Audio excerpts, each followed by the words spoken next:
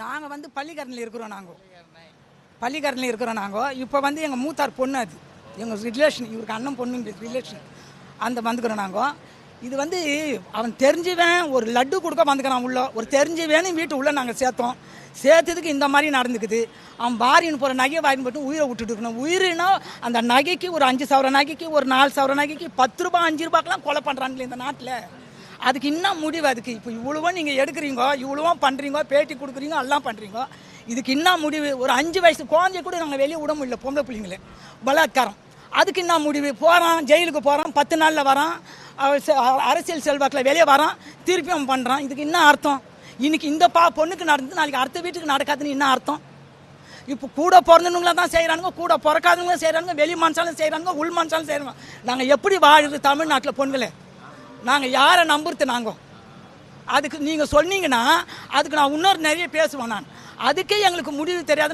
நாங்கள் வேதனை பட்டுனுக்கிறோம். 45 வயசு பொண்ணு 2 ஆம்பளை பிள்ளைங்களை விட்டுட்டு, 2 பசங்களை விட்டுட்டு நீங்கள் நடுத்தருவில் நிற்கிறாங்க. இதுக்கு என்ன யார் பதில் சொல்வாங்க? அரசாங்கம் சொல்லுமா? இல்லை இதுக்கு என்ன முடிவு பண்ண போகிறீங்களா? இதுக்கு இதோட தமிழ்நாட்டில் இந்த கொலை நடக்காதுக்கு இதுக்கு என்ன முடிவு அதை சொல்லுங்க. அதுக்கு சொன்னால் நாங்கள் அதுக்கெல்லாம் ஒத்து ஒழிக்கிறோம். நடவடிக்கைனா சுட்டுணும், அவனுங்களே மார்கை மார்கால் எடுத்துடணும், இல்லை அவங்கள சுட்டுணும், அவங்களுக்கு எதிர் சுட்டு தள்ளணும் அவங்களே. அப்படி இந்த மாதிரி 4 முறை 4 பேரை நடத்துனாங்கன்னா இந்த நாட்டில் இது நடக்காது. சுட்டுணும், இல்லை கையை எடுத்துடணும், காலை எடுத்துடணும்.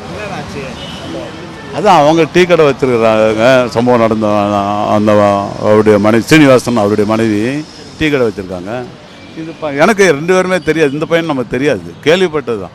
ஜூஸ் கடையில் வேலை செய்கிறதாகவோ இல்லை ஜூஸ் கடை வாங்க அதுவும் தெரியாது நமக்கு. எதுவும் சம்பவம் நடந்திருக்கு. வீட்டில் இருக்கும்போது பார்த்துக்கும்போது என்ன பண்ணியிருக்கோம், சரி பக்கத்து கடைக்காரர் தானே அப்படிங்கிறது அசால்ட்டாக கதவை திறந்துருப்பாங்க. ஆனால் அவன் மனசில் இப்படி ஒரு இது இருக்குங்கிறது பணத்துக்கோ நகைக்காவோ பண்ணியிருக்கிறான் போல் இருக்கு. அதனால் இனிமேல் நம்ம யார் இருந்தாலும் கொஞ்சம் எச்சரிக்கையாக இருக்கணும். பக்கத்து கடையாக இருந்தாலும் சரி, தெரிஞ்சவங்க நம்ம சொந்தக்காரங்க கூட பிறந்தவங்க அப்படி இப்படின்னா பரவாயில்ல. தேர்ட் பர்சன்ங்கிறப்போ கொஞ்சம் விழிப்புணர்வாக இருக்கணும். வேறு என்ன சொல்கிறது இருக்குது? பட்ட பகல்னா அவனுடைய மனசில் என்ன இருக்குங்கிறது அந்த பொண்ணுக்கு தெரியாத. பக்கத்து கடைக்கிற நம்பிக்கையில் தானே உள்ளே விட்டுருக்கோம். இல்லைனா திறந்துருக்காதுல்ல, நீங்கள் யார் என்ன ஏதுன்னு கேட்டுருக்கோம். இவன் போகும்போது அதுக்கு தகுந்த மாதிரி ஒரு இந்த ஸ்வீட் ஏதோ கொண்டு போயிருக்கான். அப்படிங்கிறப்ப நம்ம பண்பாடே யாராவது வந்தவங்களாம் வாங்கன்னு தான் சொல்லக்கூடிய பண்பாடு. கேட்டு விட்டு வெளியே பேச முடியுமா? அவன் அந்த அளவு போயிருக்கு. இருந்தாலும் இனிமேல் ஜனங்க என்ன பண்ணணும், நம்ம தெரியாத ஆளுலாம் திறக்கக்கூடாது. யார் என்ன ஏது ஒரு நட்பாக இருந்தால் கூட நம்ம எப்படி சொல்கிறது, இப்போ பக்கத்து கடைக்காரன் உரிமையோடு அந்த பொண்ணு திறந்திருக்கு, சம்பவம் நடந்திருக்கு. அதனால் தேவையில்லாம. ஆமாம், இது கொடூரமான செயல், இது ரொம்ப கொடூரமான செயல்.